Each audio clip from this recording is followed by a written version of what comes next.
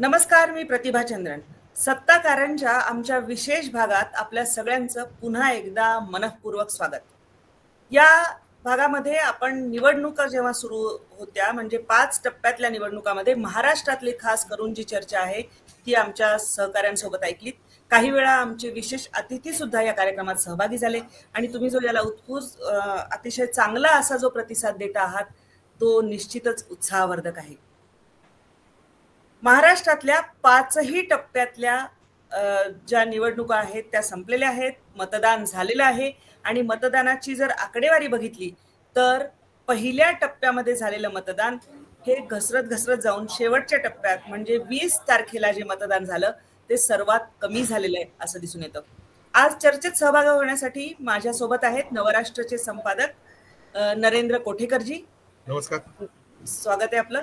आणि माझे वरिष्ठ सहकारी अनिकेतजी जोशी, आपलंही स्वागत. सगळ्यात पहिल्यांदा या जे मतदान झालं त्यामध्ये प्रचारामध्ये काही खास गोष्टी झाल्या, त्यांचा पडसाद आणि पुढची दिशा देणारं जे आहे या निवडणुकीच्या निकालानंतर, निकाल काय लागतील ते 4 जूनला आपल्या सगळ्यांना कळणारच आहे, परंतु त्यानंतर राजकारणाची दिशा महाराष्ट्रातली कशी बदलेल याबद्दल सुद्धा आपण चर्चा करणार आहोत. कारण काही संकेत शरद पवार यांनी दिलेले आहेत आणि ते कशासाठी दिलेत ते सुद्धा माझ्या सहकाऱ्यांकडनं मी जाणून घेईन. कोठेकर सर, सर्वात प्रथम तुमच्याकडे येते की ही जेव्हा निवडणूक सुरू झाली तेव्हा महाराष्ट्रामध्ये राष्ट्रवादी आणि शिवसेना यांच्यामध्ये उभी फूट पडलेली असल्यामुळे निश्चितच ही निवडणूक महाराष्ट्रासाठी खूप वेगळी आहे आणि त्यामुळे इथले अंदाज, गेल्या वेळची समीकरणं आणि आत्ताची समीकरणं बदललेली कशी आहेत? नक्कीच आपण म्हणालात त्याप्रमाणे यावेळी निवडणूक झाली याच्यामध्ये 2 पक्षांमध्ये उभी फूट पडली आणि 2 मोठे गट हे भाजपाबरोबर गेले आणि आपण म्हणतो ना ते न भूतो न भविष्यती अशी समीकरणं केल्या. म्हणजे आपण 19 नंतरच बघू, म्हणजे 19 नंतर बनलेलं सरकार, त्याच्यानंतर 2.5 वर्ष ज्यांचं सरकार होतं मग ते सरकार पडलं. महाराष्ट्रातल्या ज्या 3 वर्ष, गेल्या 3.5 वर्षातल्या जर घडामोडी बघितल्या तर आता आपण कितीही चर्चा केली आणि आपल्याला इतक्या वर्षाचा अनुभव जरी असला तरी मी एक प्रामाणिकपणे कबूल करेन की आत्ताच्या निवडणुकीमध्ये अंदाज बांधणं हे थोडंसं प्रत्येकाला कठीण आहे, ज्याला संख्याशास्त्र जरी जमत असेल. कारण आपण जनरली अंदाज जे बांधतो किंवा आपलं जे संख्याशास्त्र असतं किंवा जे आपण अनुभवाच्या जोरावरती बोलत असतो, कारण एक वोट बँक असते आणि त्या समजा कोणताही एक मतदारसंघ घेतला की त्याची पारंपरिक मतदार जी आपण जे अंदाज बांधतो ते साधारण मतदान कोणाला होतंय, कसा ट्रेंड आहे, त्या मतदारसंघातला मतदार राजा म्हणजे मतदार जो आहे तो कोणाच्या बाजूने झुकणारा आहे, पण तो प्रत्येक वेळेला फारसा बदलत नाही. यावेळेला मात्र पक्षांच्या झालेल्या फोडाफोडीच्या राजकारणामुळे, म्हणजे उदाहरणादाखल मी असंच म्हणेन की एखादा गट किंवा एखादा प्रभाग हा शिवसेनेच्या बाजूने असेल आतापर्यंत, पण तो आता जर की शिवसेनेच्या बाजूने म्हणजे कोणत्या शिवसेनेच्या बाजूने, त्याचं मतदान हे मशालला झालंय की धनुष्यबाणला झालंय हे परत कोड आहे. एखादा प्रभाग राष्ट्रवादीच्या बाजूने असेल पण त्या राष्ट्रवादीची ती जी मतं आहेत ती शरद पवारांच्या तुतारी असलेल्या माणसाला पडली आहेत की पारंपरिक असलेल्या घड्याळाला पडली आहेत, याचा अंदाज बांधणं तसं कठीण आहे. एक होतं की काही लोकांनी लगेच एक सर्वे केले कालपासून आणि किंवा आता जे टप्पे पार पडले त्या टप्प्यांमध्ये एक सर्वे झालेला आहे त्या टप्प्यानुसार की साधारण मतदान कोणाला झालं असेल. पण सर्वे करताना पण माझं एक प्रामाणिक मत असं आहे की सर्वे साधारण 25तून 1 अशा माणसाला विचारलं जातं आणि तो सांगतो की माझं मतदान मी याला केलेलं आहे आणि त्याच्यावर एक सरासरी आकडेवारी घेतली जाते की होय या प्रभागामध्ये किंवा या विधानसभेमध्ये, म्हणजे 6 विधानसभा जर एका लोकसभा मतदारसंघात येत असतील तर याच्यामध्ये हा कल दिसला आणि हा माणूस अमुक माणूस या पद्धतीने निवडून येईल. माझं असं म्हणणं आहे स्वतः की आता जोपर्यंत मतदार म्हणजे मतपत्रिकाच्या त्या पेट्या उघडल्या जात नाही, त्याची टक्केवारी कळत नाही, तोपर्यंत आपण जी चर्चा करतो सगळीच जण ही फक्त आणि फक्त अंदाजच आहे. बरं, आपले हे अंदाज हे नाही म्हटलं म्हणजे अगदी हे प्रत्येकाने त्यांनी कबूल करायला पाहिजे, हे थोडेसे पूर्वग्रह दूषित असतात. म्हणजे आपण आपल्या अनुभवाच्या जोरावरती ते अंदाज बांधत असतो. यावेळेला मात्र आपले अंदाज हे बरेचसे सपशेल खोटे ठरणार आहे.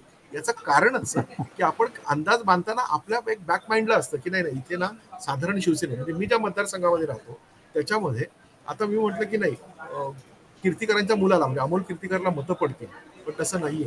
तिथे शिवसेनेचा दुसरा उमेदवार म्हणजे शिवसेना विरुद्ध शिवसेना तिथे निवडणूक होती, तिथे भाजपने स्वतःचा उमेदवार न देता शिवसेनेला ती जागा दिली. तिकडचे दोन्ही उमेदवार बदललेले, म्हणजे शिवसेनेकडून त्यांचा पक्ष फुटल्यामुळे त्यांचा उमेदवार नाहीये. गजानन कीर्तीकर हे मागचे माजी खासदार आहेत तिथून, ते शिंदे गटाला मिळालेले आहेत. भाजपाकडे ती सीट नव्हती म्हणून ती शिंदे गटाने मिळवली. हे फक्त उदाहरण म्हणून सांगतो. आज जर मी त्या मतदारसंघाचा जर अंदाज बांधायला गेलो तर ज्या शिवसेनेला मागच्या वेळेला लोकांनी निवडून दिलं होतं त्या शिवसेनेमधली किती लोक नेमकी शिंदे गटात आहेत आणि किती लोक नेहमी उभाटा गटात आहेत हे सांगणं तसं कठीण आहे. याचं कारण असं, शिंदेकडे आपण जर बोललो तर स्पष्ट सांगायचं, शिंदेकडे नेते आले, कार्यकर्ते आणि मास आला का, याचं गणित कधी ठरेल जेव्हा हे रिझल्ट डिक्लेअर होतील. तेव्हा कळेल की होय की खरा शिवसैनिक जो ग्राउंड रूटचा शिवसैनिक आहे. कारण शिवसेनेचं मतदान हे नेहमी ग्राउंड रूट असलेल्या शिवसैनिकांना, सामान्य शिवसेनेकडनं त्यांचं मतदान होत असतं. आणि शिवसेनेची जशी भाजपाची एक स्ट्रॅटेजी असते, भाजपाकडे तसं एक कागदोपत्री असतं की नाही ही आपली मतं आहे, शिवसेनेचं तसं नाहीये. शिवसेनेचा जो गटप्रमुख असतो, जो ज्याला चाळीतलं सगळं माहिती आहे, ज्याला त्या गल्ली बोळातलं सगळं माहिती आहे, तो त्यांचा एक साधारण कॉम्प्युटर आहे की नाही आपल्याला इथून ही 10 मतं मिळणार आहेत, या घरातली 2 मतं आपल्याकडे आहेत. हे भाजपकडे तसं नाही. भाजपकडे व्यक्तिनिहाय हे मतं, ह्या घरातली मतं आतापर्यंत कोणाला पडत होती, ती कशी पुढे पडणार आहेत, आता आपल्याला किती आलेली आहेत, ह्या घरात जर 2 माणसं वाढली आहेत त्याच्यातले 9 मतदार असेल तर त्यांचा कल काय, हे अभ्यास. आणि अभ्यास हा राजकारणात असायलाच पाहिजे. सांगण्याचं तात्पर्य असं की ह्या सगळ्या गोष्टींमुळे आता आपण कितीतरी अंदाज बांधले तरी ते अंदाज जर थोडेफार त्या फिगरच्या जवळ गेले तर आपण म्हणायचं होय आपण हुशार आहोत आणि आपल्या बांधलेले अंदाज चांगले.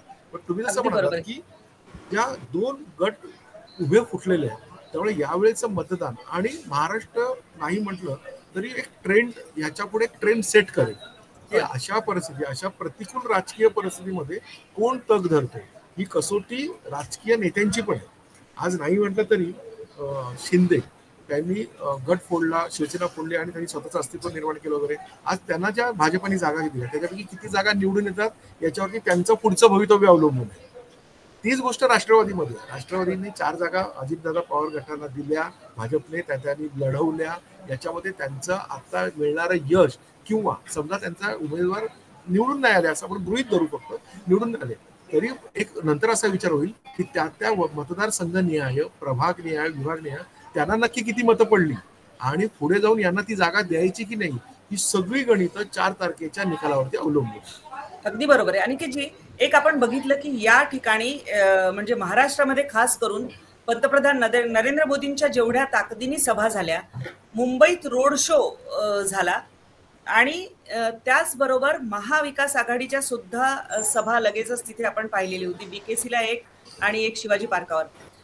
एक वैशिष्ट्य असं होतं की यावेळी युतीने आपल्याकडे सगळं बेरजेचं राजकारण केलं होतं. म्हणजे मनसे प्रचारासाठी का होईना सोबत घेतलेला होता, कारण राज ठाकरेंचं एक अपील आहे, ठाकरे या आडनावाला एक वलय आहे. आणि या सगळ्या ह्याच्यामध्ये पंतप्रधानांनी काढलेले मुद्दे आणि खास करून मला बोलायचं आहे ते म्हणजे भटकती आत्मा असा जो एक उल्लेख केला, त्यानंतरचं एक त्याला मिळालेला प्रतिसाद, त्याचे पडसाद आणि मग त्यानंतरचं वातावरण कसं बदलत गेलं हे मला तुमच्याकडून जाणून घ्यायचं. या निवडणुकीमध्ये जसं आता कोटेकर साहेब सांगत होते त्याप्रमाणे खरोखरच एक अभूतपूर्व अशी परिस्थिती आपण बघतोय. आणि आपले पूर्वीचे जे राजकीय आडाखे असतील ते यावेळेला तसे प्रत्यक्षात वापरता येतीलच असं नाही, कदाचित नाहीच येणार.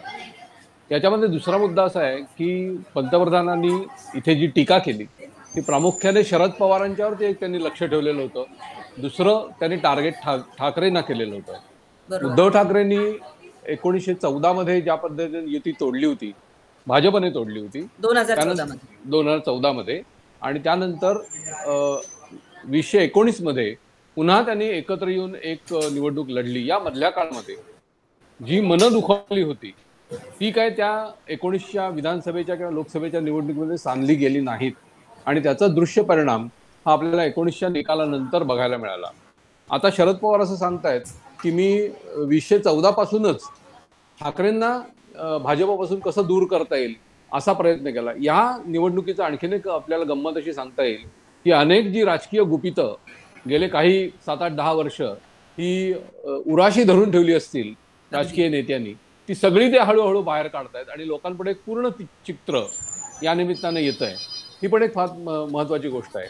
आता ह्याच्यात भटकती आत्मा वगैरे जे पंतप्रधान बोलले किंवा नकली सेना आणि नकली राष्ट्रवादी असा त्यांनी जो उल्लेख केला, हे दोन्ही उल्लेख संबंधितांना खूप झोंबलेले आहेत, त्यांच्या समर्थकांना झोंबलेले आहेत आणि ते अधिक जोमाने कदाचित प्रचारामध्ये उतरलेले आहेत. या सगळ्याचा दृश्य परिणाम आपल्याला कालच्या मतदानात दिसला. मतदानाची टक्केवारी मुंबई शहराच्या पुरतीत बोलायचं असेल तर 30 वर्षात दोनदा एवढ्या मोठ्या प्रमाणात मतदान झालं. एकदा 2014ला झालं आणि त्यानंतर आता झालं. गेल्या वर्षी जी निवडणूक होती 19ची, तर त्याच्यामध्ये मतदानाची टक्केवारी वाढलेली होती, परंतु त्याला एक राष्ट्रीय संदर्भ होता. पुलवामाचा हल्ला झालेला होता, त्यानंतर जे काय झालं, शत्रू राष्ट्रामध्ये घुसून आम्ही मारतो वगैरे अशा पद्धतीचं जे भारत सरकारने भूमिका घेतली, त्या सगळ्याचा एक दृश्य परिणाम राष्ट्रतेज, राष्ट्रवाद हा एक उफाळून आलेला होता. हा सगळा परिणाम होता. परंतु एक सर्वसाधारण राजकीय परिस्थितीत म्हटलं तर यावेळचं मतदान हे बऱ्याच मोठ्या प्रमाणात झालं. याचं कारण, साधं कारण असं आहे की केवळ आणि केवळ प्रचाराची जी तीव्र पातळी गाठली गेलेली होती, त्यामुळे दोन्ही बाजूचे लोक मोठ्या प्रमाणात रस्त्यावर आले, मतदानाला उतरले आणि त्यामुळे शेवटपर्यंत म्हणजे 6 वाजून गेले तरी रांगा हटत नव्हत्या अशी परिस्थिती होती. आता ह्याच्यामध्ये ठाकरेंनी एक असा मुद्दा मांडलेला आहे आणि कदाचित ते पुढच्या निकालाचं एक, ज्याला म्हणू आपण नांदी, अशा प्रकारे ते मांडणी करतायत की निवडणूक आयोगाने चुकीची भूमिका घेतली, आमच्या लोकांना बाहेर पडू दिलं नाही, आमच्या मतदाराला मतदान करू दिलं नाही. संजय राऊत असं म्हणाले की मुंब्रामध्ये पहिल्या तासामध्ये फक्त 11 लोकांना मतदान करता आलं, इतक्या धीम्या पद्धतीनं. आणि त्यातलं एक तार्किक भूमिका अशी आहे की मुंब्र्याचं जे काय मतदान आहे ते आम्हाला मिळणार आहे, म्हणजे विचारेनं मिळणार आहे. प्रत्यक्षामध्ये विचारे हे गेल्या वेळेस 2 वेळा जे निवडून आले, 14 आणि 19, हे दोन्ही वेळेला ते मुंब्र्याचा जो काही विचार असेल त्याच्या विरोधात लढून निवडून आले. अगदी बरोबर. त्यांचे स्वतःचे लोक त्यांच्याबरोबर होते, त्याचप्रमाणे भारतीय जनता पक्ष त्यांच्याबरोबर होता. हा एक मोठा फॅक्टर या निवडणुकीत आपण बघतोय की भारतीय जनता पक्ष जो शिवसेनेबरोबर गेल्या 2 निवडणुकात मतदान करत होता लोकसभेच्या, ते यावेळेला ते पूर्णपणे विरोधात एकमेकांच्या मतदान करतायत. आणि जसं कोठेकर आता सांगत होते त्याप्रमाणे ठाकरेंची मतं आणि राष्ट्रवादीची मतं ही विभागली गेलेली आहेत. आता हे विभाजन हे कोणाच्या फायद्याचं होणार आहे, कसं होणार आहे, माझं त्यातलं एक तार्किक मांडणी मला अशी वाटते जी मी करतो किंवा ती योग्य असं मला वाटतं. 4 तारखेलाच आपल्याला खरं ते कळेल. शरद पवार यांची मॅक्झिमम मतं महाराष्ट्रामध्ये ही 18 ते 22% दरम्यान आहेत. त्याच पद्धतीनं शिवसेनेला पडलेली, त्यांच्या उमेदवारांना पडलेली मतं ही 17-18% याच्या आसपास राहिलेली आहेत. आता याच्यातला एका वृत्तपत्राने मागे, म्हणजे निवडणुका सुरू होण्याच्या पूर्वी फेब्रुवारी-मार्चमध्ये एक सर्वेक्षण केलं आणि प्रत्येक पक्षाचे जे लॉयल मतदार आहेत ते कुणाकडे किती गेले असतील असा एक अंदाज मांडला. त्यांचा अंदाज बरोबर असेल की नाही आपल्याला माहित नाही, परंतु त्यांनी असं एक भूमिका मांडली की एकनाथ शिंदेच्याकडे 4 ते 5% आणि अजितदादांच्या बरोबर 4 ते 5% मतदार गेलेला असावा. याचा एक हे म्हणजे लॉजिकली बरोबर पण वाटतं की जसं आपण म्हणतो की फक्त नेते गेले, नेते फुटले, मूळ कार्यकर्ता त्यांच्या, तर ते जर खरं आहे असं आपण गृहीत धरू, तरी देखील मोठ्या प्रमाणात एक 5% हा निवडणुकीमध्ये प्रचंड मोठा फरक करणारा घटक आहे. तो मूळ पक्षापासून दुरावलेला मतदार हा आता भारतीय जनता पक्षाबरोबर आहे असं आपल्याला म्हणावं लागेल, कारण ते एकत्र लढतायत, एकत्र त्यांनी प्रचार केला. त्याच्यामध्ये मनसेची जी मुंबईमध्ये असलेली 5-10 लाख मतं आहेत, ती मतं यावेळेला जर राज ठाकरे म्हणाले त्याप्रमाणे मी सांगतो म्हणून माझा मतदार मला मानणारा जो मनसैनिक आहे तो प्रचारात उतरला. आता प्रचारामध्ये मनसैनिकाचे नेते होते, म्हणजे मनसेचे नेते हे भाजप आणि एकनाथ शिंदे म्हणा किंवा अजितदादा यांच्याबरोबर फिरत होते, हे आपण बघत होतो. याचा दृश्य परिणाम हा कदाचित महायुतीला फायदा होण्याकडेच झालेला असावा असा एक तर्क आपल्याला मांडता येतो. बरं, हा झाला एक तर्काचा भाग. आणि ते काय होईल नेमकं, कारण अगदी बारामती पुरतं जरी विचार करायचा झाला तर एक असं वाटत होतं की 5,30,000च्या आसपासची मतं ही कांचन कुल यांना मिळाली होती, त्या नवख्या होत्या. ती नॉन ट्रान्सफरेबल म्हणजे पवार विरोधी मतं असं म्हणायला पाहिजे त्यांना. आता त्यामध्ये अजितदादांची बेरीज, असं साधं सुधं गणित मांडलं तर ते कागदावर सोपं दिसतं, पण प्रत्यक्षात अंडरकरंट काय आहे हे खरं म्हणजे स्पष्ट होत नाही की त्यातल्या किती जणांना राग आलाय फुटल्याबद्दल वगैरे. आणि यानंतर आणखी एक महत्वाचा जो मुद्दा आहे तो म्हणजे शरद पवारांनी जी काही वक्तव्य केली ही निवडणूक संपत असताना एक टप्पा राहिलेला असताना केली आणि त्याच्या मागे कारण काय असावं, गणित काय असावं हे कळायला हवं. कुठेतरी उद्धव ठाकरेंना काहीतरी इशारा. एक म्हणजे काँग्रेस बरोबर, म्हणजे बरेचसे छोटे पक्ष किंवा प्रादेशिक पक्ष हे काँग्रेसमध्ये विलीन होतील, नंबर 1. नंबर 2, त्यानंतरच्या मुलाखतीमध्ये त्यांनी असं सांगितलं की आमची एकनाथ शिंदे यांच्या नावाला मुख्यमंत्री पदासाठी आमची हरकत नव्हती आणि शिंदेशी आमचा अजूनही अधूनमधून संवाद होतो. यातनं पवारांना नेमकं सांगायचंय काय? काही अंदाज आलाय भविष्याचा आणि त्याचा काहीतरी हे घेऊन एक इशारा देत आहेत, ते कोणाला देत आहेत, काय चाललंय? कोठीकर शरद पवारांचं राजकारण तुम्ही जर बघितलं तर आतापर्यंत एकाला डोळा मारायचा आणि दुसऱ्याच्या गळ्यात हात घालायचा अशा पद्धतीचं राहिलेलं आहे. आणि त्यांनी या आधी देखील 2 वेळा काँग्रेस पक्ष फोडला आणि एकदा ते परत काँग्रेसमध्ये आपले सगळे आमदार घेऊन गेले. आत्ता जशी परिस्थिती त्यांची झालेली आहे की त्यांचे 40 आमदार निघून गेले, हीच परिस्थिती 85च्या 80च्या विधानसभा निवडणुकीनंतर झाली. तेव्हा शरद पवार विरोधी पक्षांची जी आघाडी त्यांनी जमा केलेली होती, फुलोदच्या आघाडीचे ते मुख्यमंत्री होते. त्यावेळेला त्यांच्याबरोबर पण 40 आमदार होते आणि पुढच्या निवडणुकीमध्ये जवळजवळ 54 आमदार त्यांच्या पक्षाच्या नावावर, काँग्रेस एसच्या नावावर त्यांनी निवडून आणले. त्यातले सुशीलकुमार शिंदे वगैरे सगळे लोक, 40च लोक परत काँग्रेसमध्ये गेले, इंदिरा गांधींच्या नेतृत्वाखाली काँग्रेसमध्ये निघून गेले आणि सत्तेत सहभागी झाले. हा फटका त्यांना होता. त्यांना हे माहिती होतं की आपले आमदार हे सत्तेसाठी जाऊ शकतात, हे त्यांना इतके वर्ष म्हणजे 4 दशकं तरी पूर्णपणे माहिती आहे. 85च्या निवडणुकीनंतर त्यांनी स्वतःच आपला पक्ष राजीव गांधींच्या नेतृत्वाखाली विलीन करून टाकला. आता देखील त्यांची भाषा म्हणजे 10-15 वर्ष विरोधी पक्षात काढल्यानंतर त्यांना असं लक्षात येतं आहे की पुन्हा आपले जे सहकारी आहेत ते सत्तेशिवाय राहू शकत नाहीत. त्यातली त्यांच्या सुदैवानं महाराष्ट्रामध्ये 15 वर्ष ते आघाडी सरकारमध्ये सहभागी होते, त्यामुळे तो पक्ष अखंड राहिला होता. जेव्हा त्यांच्या पक्षाच्या सहकाऱ्यांना असं लक्षात आलं की आता हे आपलं सरकार येणं शक्य नाहीये, तेव्हा ते तातडीने उठून एकनाथ शिंदेच्या बरोबर भारतीय जनता पक्षाबरोबर सहभागी होऊन गेले. त्यामुळे त्यांच्या पक्षाची रचना किंवा त्यांच्या पक्षाचे जे आमदार नेते हे आहेत हे सत्तेतच जाणार ह्याची त्यांना 100% खात्री आहे. आता त्यांचं जे विधान आहे त्याच्याकडे या दृष्टीनं बघायला पाहिजे. परंतु त्याच्यामध्ये एक मुख्य भाग असा आहे की त्याने गृहीत मांडलेला आहे राष्ट्रीय पातळीवरती की काँग्रेसच्या नेतृत्वाखाली विरोधकांचं सरकार येणार आहे, आम्ही सत्तेत बसणार आहोत. या पार्श्वभूमीवर ते असं म्हणतात की काँग्रेस सत्तेत येईल त्यानंतर आम्ही सगळे काँग्रेसमध्ये परत सहभागी होऊ. किंवा उलट पण असू शकतं. काय म्हणता कोठेकरजी की कदाचित अंदाज भविष्याचा आलेला आहे. अनिकेत जोशींनी ज्या आता सांगताना जी सुरुवात केली की शरद पवारांचं सांगणं आणि हे माहिती आहे, म्हणजे ते त्यांचं कौशल्य मानावं लागेल की त्यांना काही गोष्टींची एक चाहूल अगोदरच लागते. आपलं जसं एक थोडा आपल्यामध्ये पण एक सिक्स सेन्स असतो ना की आपल्याला एक थोडंसं वाटून जातं, तसं राजकारणाचं त्यांना ना फार वाटून जातं. माझं म्हणणं त्यांची जी सगळी वक्तव्य आहे ती याला अनुसरून आहे की राष्ट्रवादीचा एक मोठा गट हा भाजपबरोबर गेला.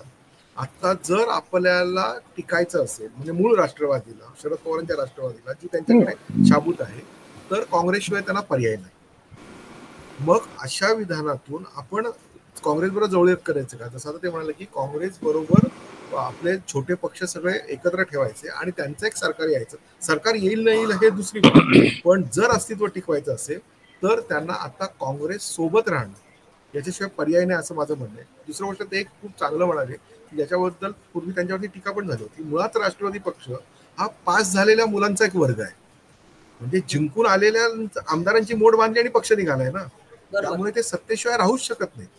त्यांना सत्ता हवी. आणि राष्ट्रवादीची जर एकूण जर आपण रचना बघितली म्हणजे राष्ट्रवादी रचनेमध्ये असलेले त्यांचे सरचिटणीस, जिल्हाध्यक्ष यावतो, ही सगळी कधी ना कधी आणि नियमित सत्तेत राहणारी माणसंच आहेत. कोणतरी काहीतरी काहीच नव्हतं आणि त्याला बनवलंय असं राष्ट्रवादीमध्ये नाही, जे बाकीच्या अन्य पक्षांमध्ये आहे. राष्ट्रवादी नाही, राष्ट्रवादी कोणतरी काकाचा मामा, मामाचा पुतण्या अशांनाच संधी मिळते, त्यामुळे ते सत्तेशिवाय राहणार नाही. त्यामुळे आता जर समजा तरी भाजपची सत्ता आली, आपण असं गृहीत धरलं की भाजप सत्ता येईल, आपण ठामपणे सांगणार नाही आता भाजप सत्ता येईल, तर शरद पवार मधले जे राहिलेला गट आहे ना त्याच्यातली पण काही लोक भाजपकडे जातात. ते शिवसेनेच्या बाबतीत पण होईल. म्हणजे आता मूळ असं आहे की आता यश कोणाच्या पारड्यात पडतंय तिथे तो लोण्याचा गोळा बोका ह्या बाजूला की त्या बाजूला असं जे असतं ना, त्या पद्धतीने जिथे हा लोण्याचा गोळा आहे, जिथे सत्ता आहे, तिथेही शरद पवारांची माणसं किंवा जाती, किंबहुना शरद पवारांनी आता जी अलीकडे वक्तव्य केली किंवा जोशी सर आता जे म्हणाले, या निवडणुकीत सर्वार्थाने सगळ्याच पक्षाने आपापली गुपितं उघडी केली. आतापर्यंत हे राजकीय जी गणितं होती, जी खाजगी होती, ती सांगितली जात नव्हती. मला वाटतं महाराष्ट्रातली पहिल्यांदा अशी निवडणूक असेल की कुठल्याही वेगळ्या विकासाच्या प्रगतीच्या नावावर लढली गेली नाही, तर ही केवळ आणि केवळ उणी दुणी काढण्यात आणि मी तुझं कसं बाहेर काढतो, तू मला मागे असं असं बोलला होता आणि आपली अशी चर्चा झालेली, हे सांगण्यात आणि हे मतदारांना गुंगवण्यात, हे सांगणं म्हणजे तेही स्वतःच्या फायद्यासाठीच सांगतात. राजकारणी प्रत्येक माणूस, आपण एक स्वतः गेल्या 3 वर्षामध्ये माझ्यासारख्या सामान्य पत्रकारांनी एक शिकलेलं आहे, राजकारणी जे बोलतात, आपल्याला जे सांगतात, त्याच्या मागे त्यांचा फक्त 100% फायदाच असतो. आपल्याला फक्त वाटत असतं त्याने आपल्याला सांगितलं म्हणून, मला काहीतरी एक्सक्लुझिव्ह दिलं म्हणून नाही. त्यांना काहीतरी आपल्या मार्फत पोचवायचं असतं, आपल्या मार्फत काहीतरी गणित जरी ते गणित बेरजेचं असेल किंवा कोणत्या तरी गणिताचा तो 2 अधिक 2 4 कसं होईल हा आपण विचार करतो, की 2 अधिक 2 11 कसे होतील, 2 और 2 11 असं त्यांचं बरोबर माइंड असतं. त्यामुळे शरद पवारांनी केलेली विधानं ही मला असं वाटतं की त्यांनी असं म्हणजे कदाचित असं वाटेल एखाद्या सामान्य माणसाला की नाही ते खूप संवेदनशील बोलले, त्यांनी मागे काय काय झालेलं सगळं सांगितलं नाही, हे सगळं ते ठरवून बोलले असावं असं माझं स्वतःचं मत आहे. म्हणजे तेच असं नाही, आता जी सगळी राजकीय नेते मंडळी उणी उणी प्रत्येकाची बाहेर काढतायत, ही या मागे त्यांचे वेगवेगळे कॅल्क्युलेशन्स आहेत. आणि म्हणूनच ते म्हणजे आता आपण जर बघितलं तर निवडणुकीच्या निमित्ताने मला अमक्याने अमक्या वेळेला फोन केला होता, अमक्याने तमक्या वेळेला फोन केला होता, मला आता अशी ऑफर होती, मला तशी ऑफर होती, मग ही मंडळी सगळी इतकी वर्ष गप्पा का होती? स्वार्थ होताच ना. म्हणून माझं असं म्हणणं आहे की आता हे जे माध्यमांना सांगतायत किंवा लोकांपर्यंत पोहोचवतात, याच्यामध्येही एक स्वार्थ दडलेला आहे. काहीतरी त्यांचं कॅल्क्युलेशन आहे की होय मी हे बोलून मोकळं व्हावं, म्हणजे ह्याचा परिणाम मला नंतर असा साधता येईल. नाही तर मला सांगा ना, आपण पण तेव्हा ही चर्चा केलीच होती, आपण प्रत्येक माध्यमातल्या प्रत्येक माणसाला होती की भाजपला गरज नसताना शरद पवारांनी तेव्हा पाठिंबा दिलाच का होता. हे तर तेव्हा आपल्यालाही आपणही अचंबितच होतो ना, काही कारण नव्हतं, भाजपनी मागितला नव्हता, भाजपला गरज नव्हती, शिवसेना त्यांचं बरोबरच जमलं होतं. पण आता जे तर्क मांडला जातो की शिवसेनेला त्यांना भाजपपासून दूर करायचं होतं, म्हणून त्यांनी ते विधान केलं होतं. म्हणजे आताही पण ही जी विधान आहेत ना, आता पण जी ही राजकीय नेते मंडळी जी बोलतायत, विशेषतः महाराष्ट्रापुरतं मी म्हणतोय, तर ती पुढच्या असणाऱ्या रणनीतीला सांभाळून आपली गणितं काय होती आणि ती गणितं होत असताना आपलं मिरजेचं राजकारण कसं होईल यासाठी ती लोक सगळी विधानं करतात, असं माझं म्हणणं. अगदी बरोबर आहे. आणि मला प्रतिभाजी, मला एक आणखीन एक थोडासा मुद्दा जोडायचा आहे याच्यामध्ये, की आपल्याला सर्वांना आठवत असेल की 1999ची विधानसभेची निवडणूक, त्या निवडणुकीच्या आधी शरद पवारांनी काँग्रेस पक्ष सोनिया गांधींच्या विदेशी असण्याच्या मुद्द्यावरती सोडला होता. त्यांच्याबरोबर तारिक अनवर आणि पी ए संगमा वगैरे, हे म्हणजे ते अमर अकबर अंथनी असं ते तिघांना म्हणायचे. अशा पद्धतीने त्याने एक व्यापक राष्ट्रीय भूमिका घेऊन राष्ट्रीय स्तरावरचा एक पक्ष निर्माण केला होता, राष्ट्रवादी काँग्रेस. या पक्षाची महाराष्ट्रातली पहिली निवडणूक होती आणि त्याच्यात त्यांनी चांगल्या जागा मिळाल्या होत्या. म्हणजे 9 जागा निवडली. नाही, मी विधानसभेचं बोलतोय. विधानसभा 6 महिन्यांनी झाली होती लोकसभेच्या नंतर. लोकसभेला वाजपेयींचं सरकार आलेलं होतं आणि हे विरोधात होते आणि त्यांनी महाराष्ट्रात निवडणूक लढवली. काँग्रेसला 80 जागा आल्या होत्या आणि शरद पवारांना 60च्या आसपास, 60-62 अशा काहीतरी जागा आलेल्या होत्या. दोघांचं मिळून सरकार होऊ शकतं हे गणित त्यांनी 2 मिनिटात मांडलं असेल. आणि इकडे निकाल लागत होते. राष्ट्रवादी काँग्रेसच्या वतीनं तेव्हाचे प्रदेशाध्यक्ष छगन भुजबळ आणि काँग्रेसच्या वतीनं एक ज्येष्ठ नेते सुशीलकुमार शिंदे हे टीव्ही चर्चेमध्ये, दूरदर्शनच्या चर्चेमध्ये भाग घेत होते. तिथे शिंदेनी त्यांना डायरेक्ट ऑफर दिली आणि भुजबळांनी ती स्वीकारली आणि दोघांनी नंतर त्यांच्या पक्षाच्या नेत्यांनी पण जाहीर केलं की आम्ही एकत्र सरकार बनवू शकतो. म्हणजे हे काही तास देखील शरद पवारांना लागले नाहीत हा निर्णय करायला की आपल्याला सत्तेत जाता येतंय आणि आपण गेलं पाहिजे. म्हणजे ही त्यांची मानसिकता किंवा त्यांच्या पक्षाचं एक धोरण, सत्तेतच राहणं हे जे आहे. आता जे अजित पवार सांगतात की सत्तेत असल्यामुळेच विकासाची कामं करता येतील, ही भूमिका शरद पवारांची स्वतःचीच आहे मुळात. ते प्रत्येक वेळेला आचरणात पण आणली गेली आहे ना. वेगळ्या पद्धतीने अजित पवारने मांडलेली आहे. म्हणजे आता अजित पवार म्हणतात आणि आपण त्याच्यावरती राखाने पण भरतो, लेख लिहिले गेले की तुम्हाला जर निधी हवा असेल तर मला मत द्या. ते जाहीर व्यासपीठांवरती बोलतात निधी हवा आहे ना, गावाचा विकास हवा आहे ना, असं दमदाटीच करतायत ना. पण एकूण जर अजित पवारांची आपण जर शैली बघितली, काम करण्याची पद्धत बघितली तर ती तशी पहिल्यापासूनच आचरणात आहे ना. आणि ते समोरून बोलणे एवढंच. पण आपण आणखी एक गोष्ट लक्षात घेतली पाहिजे की काँग्रेसमधून आपण शरद पवार खूप पॉवरफुल नेता, राष्ट्रीय पातळीवर वगैरे म्हणतो, ते स्वतःला चर्चेत ठेवतात वेगवेगळ्या वतीने. पण आपण जर काँग्रेसमधनं फुटलेले बाकी सगळे नेते बघितले जे शरद पवारांपेक्षा तुलनेने अतिशय कमी आहेत, मग ममता बॅनर्जी असू देत किंवा जगनमोहन असू द्या किंवा तामिळनाडूमध्ये असू द्या, या सगळ्यांनी स्वतःच्या बळावर आपल्या आपल्या राज्यामध्ये सत्ता आणलेली आहे. शरद पवारांचा पक्ष नेहमी 3ऱ्या किंवा 4थ्या क्रमांकाला राहिलेला आहे. किंबहुना त्यांना 3 आकडी संख्या किंवा आकडा कधीही गाठता आलेला नाही. अशा वेळी ज्या ज्या राजकीय पक्षाच्या विरोधामध्ये आपण भूमिका घेतली, मग तो काँग्रेस म्हणजे सोनिया गांधीच्या विदेशी मूळ असण्याचा मुद्दा असू द्या किंवा इकडे जर अजितदादा आणि हे सगळं सांगतायत की 2014 पासून बोलणं होत होतं, 2017ला ठरलं होतं आणि पण अमित शहा म्हणाले की आम्ही शिवसेनेला बाजूला करणार नाही, तेव्हा शिवसेना चालणार नव्हती शरद पवारांना. आणि कोठेकरजी जसं सुरुवातीलाच म्हणाले की पवार एक बोलतात आणि दुसरं काहीतरी करतात. तर तसं जर आपण सगळं हे जर बघितलं तर मुळात राष्ट्रवादी काँग्रेसला 2ऱ्या क्रमांकावर जर महाराष्ट्रामध्ये यायचं असेल तर शिवसेनेला अगदी दुबळं केल्याशिवाय पर्याय नाही, हीच भूमिका घेऊन त्यांनी 2019 पासून खास करून, म्हणजे खरं सुरुवात त्यांनी 2014 पासूनच केलेली होती आणि 2019ला त्यांनी ते बरोबर तो तशा अर्थाने डाव साधला असं म्हणता येईल आपल्याला. पण म्हणता येईल, पण थोडस असं आहे की महाराष्ट्राची प्रकृती तुम्ही जर बघितली तर राजकीय प्रकृती तर ही सातत्याने राष्ट्रीय पक्षाबरोबर राहण्याचीच आहे. इथे कुठल्याही प्रादेशिक पक्षाला स्थान मिळालेलं नाही, म्हणजे घवघवीत यश मिळालेलं नाही. 77ची ऐतिहासिक निवडणूक जेव्हा देशामध्ये एका पद्धतीने मतदान झालं, महाराष्ट्रात वेगळ्या पद्धतीने मतदान झालं.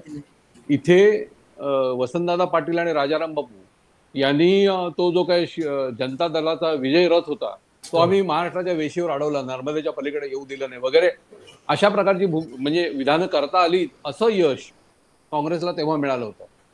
आता त्या काँग्रेसच्या भूमिकेत भारतीय जनता पक्ष आहे असं मला वाटतं. इथे देखील म्हणजे ठाकरेंच्या सोबत भारतीय जनता पक्ष महाराष्ट्रात पाय रोवले असं आपण म्हणू शकतो. परंतु एका टप्प्यानंतर, एका स्तरानंतर शिवसेनेचं राजकारण देखील महाराष्ट्रात वाढू शकलं नाही. फक्त प्रादेशिक अस्मितेवरती तो पक्ष उभा होता. मराठी माणूस, मराठी माणसाचं भलं आणि मराठी माणसावर होणारा अन्याय या मुद्द्यावरती शिवसेना उभी होती. परंतु त्यांना पूर्ण महाराष्ट्रामध्ये कधीही यश मिळालं नाही इतक्या मोठ्या प्रमाणात. त्यांना मुंबई आणि आजूबाजूचा प्रदेश याच्यात सुरुवातीला काळामध्ये यश मिळालं, ते देखील नंतर वाढू शकलं नाही. इथे भारतीय जनता पक्ष जेव्हा विस्तारला, त्यांनी एक राष्ट्रीय पक्ष म्हणून इथे जेव्हा काम करायला सुरुवात केली, तेव्हापासून शिवसेनेची म्हणजे भारतीय जनता पक्षाची प्रगती आणि शिवसेनेची अधोगती विधानसभेत आणि महापालिकेत झालेली आपल्याला दिसते. त्यामुळे महाराष्ट्राची प्रकृतीच ही सतत राष्ट्रीय पक्षाबरोबर जाण्याची आहे असं मला वाटतं. आणि याला जोडून मी फक्त सांगेन की जसं जोशी सर म्हणाले की शिवसेनेला धरून भाजपची इथे वाटचाल सुरू झाली. भाजपची वाटचाल, भाजपचा पक्ष स्थापन होण्यापासून आपण सगळीजण ते पाहतोय. एक आहे ना की पक्ष वाढण्यासाठी जेव्हा तुम्ही राजकीय पक्ष म्हणून एक भूमिका घेता आणि पक्ष वाढण्यासाठी जी एक मेहनत करावी लागते, त्याला एक जे नियोजन लागतं, ते मी म्हणेन की म्हणजे त्या पक्षाच्या बाजूनी बोलतोय आपण असं नाही, पण भाजपकडे ते नियोजन होतं. महाराष्ट्रात ते शिवसेनेच्या मागवून आले आणि शिवसेनेच्या पुढे गेले. याचं कारण असं जी मेहनत घ्यावी लागते. तुम्हाला पक्ष बांधणी, तुमचा विस्तार करणं, याच्यासाठी असलेलं नियोजन, ते नियोजन टप्प्याटप्प्याने होतंय की नाही यासाठी पाहणारी एक यंत्रणा, त्या यंत्रणेवर लक्ष ठेवणारी एक कोर टीम, हे जे टप्पे जे आहेत ना, हे टप्पे भाजपसारख्या याच्यापूर्वी काँग्रेसकडे पण होतो. काँग्रेस पण त्याच्या पद्धतीने काम करते. म्हणजे तुम्हाला जर मोठा राष्ट्रीय पक्ष किंवा तुम्हाला जर विस्तारायचं असेल ना तर त्याचं नियोजन लागतं ना. शिवसेनेची प्रकृती ती कधीच नव्हती. शिवसेना मराठी माणूस आणि म्हणजे मधल्या काळामध्ये शिवसेनेला भरभरून मतदान झालेलं आहे. शिवसेनेला पर्याय नाही अशी महाराष्ट्रातली स्थिती होती, पण ते यश मिळालं पण टिकवता आलं नाही. म्हणजे ते नियोजनबद्ध होतं. म्हणजे आतापर्यंत जोशी सरला पण ते कल्पना आहे, आपल्या सगळ्यांना कल्पना आहे की त्यांच्याकडे घटना म्हणजे जी राष्ट्रीय पक्षाला जी घटना लागते, सरचिटणीस कोण काय कोण काय कोण, हे स्वतः स्वर्गीय बाळासाहेब ठाकरे मानतच नव्हते ना. ते म्हणायचे माझा पक्ष माझ्या पद्धतीने चालणार, माझ्या पद्धतीने चालेल. म्हणजे ह्या गोष्टी जर शिवसेनेमध्ये झाल्या असत्या तर किंबहुना आजही लोक म्हणतात की आमच्या बोटाला धरून आला तरी आता आम्हाला लाथा घालताय, म्हणजे ते भाजपला उद्देशून म्हणतात. तर ती वेळ आली नसती. कधी भाजपचे वाढण्याचे प्रयत्न केले ना, पण ती वाढली कधी, तुम्ही कमी पडलात म्हणून ना. अगदी एखादी स्पेस, एखादा माणूस म्हणतो की ह्यांनी माझी स्पेस घेतली, पण त्यांनी तुझी स्पेस कधी घेतली? तुम्ही ती स्पेस ऑक्युपाय केली नाही ना स्वतःहून, म्हणून त्यांनी घेतली. तुम्ही रिकामी केली म्हणून तुम्ही रिकामी केली किंवा तुम्ही तिथे कमी पडलात म्हणून ती घेतली. आजच्या परिस्थितीमध्ये म्हणजे महाराष्ट्रामध्ये शिवसेना मधल्या काळात काँग्रेसनंतर जनता दल आणि हे सगळे जर आपण महाराष्ट्रातली समीकरण गेल्या काही वर्षातली जर बघितली तर शिवसेनेला महाराष्ट्रामध्ये प्रचंड मोठा वाव होता. त्यांना फक्त तो म्हणतात ना की त्याचं आपल्याला मिळालेल्या संधीचं सोनं करायचं का, तर नाही. शिवसेना तर म्हणेन की नेहमी ह्याच्यातच अडकली की महाराष्ट्रात सत्ता असावी कोणावर तरी आणि मुंबई महानगरपालिका आमच्या ताब्यात असेल, आपल्या ताब्यात असावी. याच्या पलीकडे शिवसेनेचा वैचारिक विस्तार मला तरी स्वतःला कधी दिसला नाही. किंवा नाही बाबा आता आलोय तर आपण इथे पण आपलं राज्य असावं, तिथेही आपला राज्य सत्ता म्हणून म्हणजे राजकीय पक्ष म्हणून. शिवसेना राष्ट्रवादीचे नेतेच पश्चिम महाराष्ट्रातले होते म्हणून पश्चिम महाराष्ट्र त्यांच्याकडे गेला आपण असं म्हणतो. शिवसेनेला पाय रोवायला काय पश्चिम महाराष्ट्रामध्ये शिवसेना, बरं अख्खी शिवसेना ही कोकणी, तसं पाहिलं तर मुंबईची सत्ता ही कोकणी माणसाच्या जीवावरती त्यांच्याकडे आहे. कोकणातली जर 10 घरांवरती आपण एक दगड मारले तर त्यातले 9 घरांमध्ये आम्ही शिवसैनिकात असं सांगण्याची परिस्थिती आहे. पण त्या शिवसेनेला कोकणामध्ये विजयाचं सातत्य ठेवता आलं नाही. ही वस्तुस्थिती पण आपण भाजप वाढला नाकारता येणार नाही, पण त्याच्यामध्ये त्यांचं नियोजन होतं. त्याच्यामध्ये त्यांची पण तुम्ही पॉलिटिकल करायला आलात ना. बाळासाहेब ठाकरे स्वतः सांगायचे की 80% समाजकारण आणि 20% राजकारण. अगदी बरोबर आहे, पण ते समाजकारण करत असताना तुमचा पक्ष म्हणून वाढला नाही ना. आपण जर बघितलं तर शिवसेनेतले नेते मोठे झालेत बघा, इंडिव्हिज्युअल नेता, पक्ष मोठा नाही झाला. कुठल्याही पॉलिटिकल पार्टीतले नेतेच मोठे होतात, कारण आता पॉलिटिकल हा एक बिझनेस झालेला आहे. ते काय राजकारण राहिलेलं नाहीये. आता राजकारणात येणारा माणूस एक ठरवून येतो, मला एवढे पैसे गुंतवायचे आणि ह्याच्यातून मला हे रिटर्न्स हवेत, असा एक व्यावहारिक विचार करूनच तो राजकारणाशी जोडला जातो. पण शिवसेनेला जी नेते मोठे झाले, ज्या पद्धतीने मोठे झाले, त्या तुलनेमध्ये शिवसेना मोठी होऊ शकली असती. अन्य राजकीय पक्षांनी समाज बांधण्यासाठी आपली वोट बँक बांधण्यासाठी जे बाकीचे उपक्रम केले, शिक्षण संस्था असतील, सहकारी संस्था असतील, त्या सगळ्या ज्या पद्धतीने वाढवल्या, काँग्रेसने वाढवल्या, राष्ट्रवादीने वाढवल्या, राष्ट्रवादीचं चांगलं योगदान आहे त्याच्यामध्ये सहकारी संस्थांमध्ये, शिवसेनेला ते करता आलं नाही. शिवसेनेच्या इंडिव्हिज्युअल नेत्यांच्या काही संस्था आहेत, पण ज्या पद्धतीने तुम्हाला राजकारण करत असताना समाजाची मोड बांधायची आहे, ती समाजाची मोड बांधण्यामध्ये मी तरी म्हणेन की शिवसेना कमी पडली. म्हणून आज बोलावं लागतं की भाजपा आमचं बोट धरून आली आणि आज आम्हाला लाथा घालते. नाही, तुम्ही त्यांना तेवढं मोठं होऊ दिलं, तर तुम्ही मोठं होऊ दिलं, ते मोठे तर झालेत, तुम्ही मोठं होऊ दिलं आणि तुम्हाला ते लाथ घालतील इतकंपर्यंत त्यांना तुम्ही स्वातंत्र्य द्या आणि तुम्ही कमी पडलं. मला मतदानाकडे आपण थोडं वळलं पाहिजे, कालच्या मतदानाकडे. तर कालच्या मतदानामध्ये आपल्याला असं दिसेल की मुंबई, जसं शहरामध्ये सर देशभर हा ट्रेंड आहे की शहरामधलं मतदान कमी होतं आणि ग्रामीण भागामध्ये जास्त होतं, तसं कालही आपल्याला दिसलं की धुळे, नाशिक, इव्हन दिंडोरी आणि पालघरचा काही भाग या ठिकाणी चांगलं मतदान झालं. फक्त ठाणे, म्हणजे ठाणे, कल्याण, डोंबिवली आणि मुंबई शहर, पनवेलचा काही भाग, या ठिकाणी मतदानाची टक्केवारी ही 50%च्या आसपास मोठ्या मुश्किलीनं पोचली. कल्याणमध्ये तर ते आणखीन कमी झालेलं आहे. पण यात देखील मागच्या काही निवडणुका जर तुम्ही बघितल्यात तर मुंबईमध्ये देखील 47%, 48% म्हणजे खूप मतदान झालं अशी परिस्थिती होती. त्या मानाने काल बरं झालं, एवढं आपल्याला म्हणता येईल. अगदी बरोबर आहे. आणि आपण 50%च्या पुढे ना सहसा मतदान जात नाही शहरी भागात. याचं कारण की सोकॉल्ड आपण थोडेसे व्हाईट कॉलर मतदार जे आहोत ते कशाला जाऊया असा जो एक ट्रेंड असतो ना, तो गावाकडे नसतो. गावाकडे आग्रह असतो, स्वतः त्यांना वाटत असतं आपला दादा, मामा, अण्णा, काका कोण आहे तो निवडून यावा. हा ट्रेंड ना शहरांमध्ये बघायला मिळतात आणि विशेषतः मुंबई कॉस्मोपॉलिटन असल्यामुळे इकडे की सुट्टी ही मतदानासाठी नाही तर आपण आपलं फॅमिलीसह बाहेर जाऊ हे जर डोक्यात लोकांच्या बसलेले आहे, त्यामुळे ते मतदानाचा टक्का त्यामुळे कमी आहे. म्हणजे बाकीची कारणं असतील ही जी आरोप प्रत्यारोप होत आहेत ना, मतदान यंत्रणा स्लो होती, लोकांना तासभर राहावं लागलं, पण नक्की खरंच तो 75% मतदार होता का रांगेमध्ये, तर तो 75% नव्हता. बरोबर आहे. आपण अगदी शरद पवारांच्या ज्या वाक्यांचा मी उल्लेख केला त्याच्याकडे पुन्हा येते की एकतर काँग्रेसमध्ये विलीन होतील छोटे पक्ष हे म्हणालेले आहेत. त्यानंतर अचानकपणे एकनाथ शिंदेच्या मुख्यमंत्री पदाला आमचा काहीही आक्षेप नव्हता किंवा आमची हरकत नव्हती. त्यांची चर्चा तिथे त्यांच्या अंतर्गत ह्याच्यात झाली होती असं मला कळलं आणि आहे. आणि शिंदेची माझा संपर्क आहे. ह्या विधानानंतर म्हणजे निवडणुकीनंतर, आता निवडणुकीचे निकाल येतील 4 जून नंतर, त्यानंतर एखादा मोठा भूकंप होऊन गेल्यानंतर जसे टेक्टॉनिक मुवमेंट होते आणि काही प्लेट्स ऍडजस्ट होतात, तसं काहीतरी त्याचे काहीतरी संकेत आहेत का? हे आहेत असं म्हणता येईल. कारण का तर विविध पक्षामधले आमदार जे आता सत्तेत नाही आहेत त्यांना सत्तेची अपेक्षा आहे ना. पुढल्या 6 महिन्यात विधानसभेच्या निवडणुका होणार आहेत आणि त्यावेळेला माझ्या मतदारसंघात मी काय दिलं हा प्रश्न आमदारांच्या पुढे मोठ्या प्रमाणात असेल. त्यामुळे ते जर साध्य करायचं असेल तर त्यांना कदाचित आता जी त्यांची निकाल कसे येतात यावर 100% अवलंबून आहे. परंतु जर हे निकाल देशाचा ट्रेंड बघता मोदींची सत्ता परत तिसऱ्या वेळेला येणार आहे असं सर्वत्र चित्र आहे. महाराष्ट्रामध्ये थोडं वेगळं चित्र असेल असं काही लोकांचं म्हणणं आहे. ते मनाशी ठेवून देखील जर तिसऱ्या वेळेला मोदींची सत्ता येणार असेल तर इथे नक्की काही आमदार हे पुन्हा भारतीय जनता पक्ष आणि जी महायुती आता आहे सत्तेमध्ये त्यांच्याकडे येण्याची शक्यता अगदीच नाकारता येत नाही. अगदी बरोबर आहे.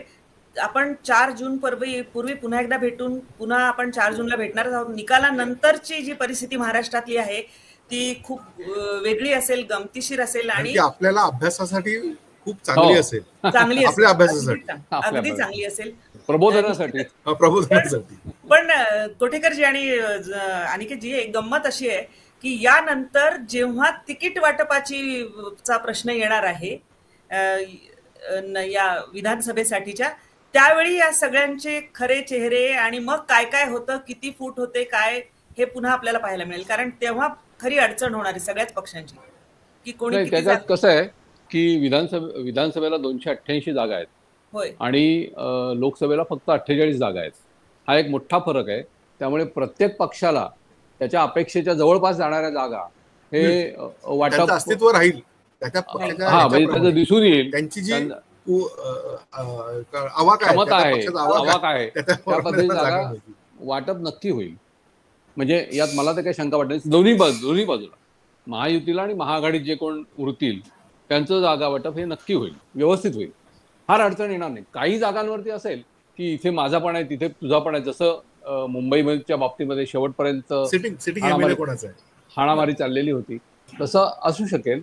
काही जागा बदलल्या जातील, काही हे होईल. पण ते सर्वसाधारणपणानं हे अधिक चांगल्या पद्धतीने जागा वाटप झालेलं आपल्याला दिसेल असं मला वाटतं. पण या निवडणुकीचा जोशी सरांना मी जोडतो, या निवडणुकीच्या निकालाचा परिणाम त्या जागा वाटपावरती नक्कीच असेल. म्हणजे आता शिंदे गटाला त्यांच्या हट्टाने भाजपने जागा दिल्या. ह्या निवडणुकीचा निकाल जर थोडासा शिंदेच्या बाजूने लागला नाही तर मात्र पुढच्या वेळेला ते तेवढ्या ठामपणाने माझ्या हिस्साच्या एवढ्या जागा द्या हे बोलू पण शकणार नाही आणि भाजप ते मान्यही करणार नाही. कारण डिसाइडिंग फॅक्टर त्या निवडणुकांमध्ये भाजपच असेल. बरोबर आहे. महायुतीमध्ये मनसेचा पण विचार करावाच लागेल त्यांना, अर्थातच नक्की लागेल. आणि मनसेबरोबर कसं आहे, मनसेचे राज ठाकरे जेव्हा व्यासपीठावरती भाजपचा येऊन प्रचार करतात आणि म्हणतात मी काही मागितलं नाही, हे फक्त आपल्याला सांगायला आहे. म्हटलं पुन्हा 5 वर्षांनी आपल्याला कळेल आपली चर्चा, त्यांची चर्चा काय झाली होती बंद दाराआड. त्यांच्यापैकीच कोणतरी आपल्याला सांगेल मी विधानसभेसाठी एवढ्या जागा मागितलेल्या, आता मला काय देऊ नका, नंतर मात्र हे स्टेशन आल्यानंतर मला नारळ पाणी पाहिजे, बरोबर काही चहा मी घेणार नाही, असं ठरलं असेल ना यांचं. अगदी बरोबर. त्याच्याशिवाय कसं आहे, तेही राजकारण करायला आलेत ना. त्यांनी काहीही न घेता अत्यंत त्यागाच्या भावनेतून भाजपला मतदान का करावं, भाजपला मदत का करावी हे म्हणजे. आणि आताचा मतदार आता सुज्ञान आहे. आपण सगळे त्यांना ते कळतं की म्हणजे म्हणतात ना की काय चाललेलं आहे आणि हे कशामुळे आता एखादा माणूस ह्याच्या बाजूने का बोलायला लागला. हिंदी गाणं लोक समोरची लोक जाणायला लागलेली आहेत. ये जो पब्लिक है सब जानती है, पब्लिक है सब जानती है. त्या मुद्द्यावरती आपण या मुद्द्यावर आपण थांबूया. ये जो पब्लिक है सब जानती है. 4 जूनला आपल्या हाती निकालाचे आकडे येतील आणि त्यानंतर महाराष्ट्रातली राजकारणाची दिशा कुठल्या बाजूनी जाते, वारं कुठल्या बाजूनी वाहतं हे आपल्याला सगळ्यांना निश्चितच कळणार आहे. सध्या तरी काहीही व्हॉट्सअपवरती फिरत असलं आणि काहीही फेक मेसेजेस, अंदाज, सर्वे हे फिरत असले तरी सुद्धा त्यावर विश्वास ठेवण्यासारखी परिस्थिती नाही. असे बरेचसे काही व्हायरल्स आपल्याकडे पोहोचत असतील. निकाल लागल्यानंतर बघूया. माझे दोन्ही सहकारी जे इथे आपल्यासोबत चर्चेत सहभागी झाले त्या दोघांचेही मी मनापासून आभार मानते. नमस्कार. आणि तुम्ही तुमच्या कमेंट्स आमच्या या व्हिडिओवरती जरूर कळवा. तुमचा जो प्रतिसाद आहे तो आमचा उत्साह निश्चितच वाढवणार आहे. आमच्या चॅनलला सबस्क्राईब करायला विसरू नका.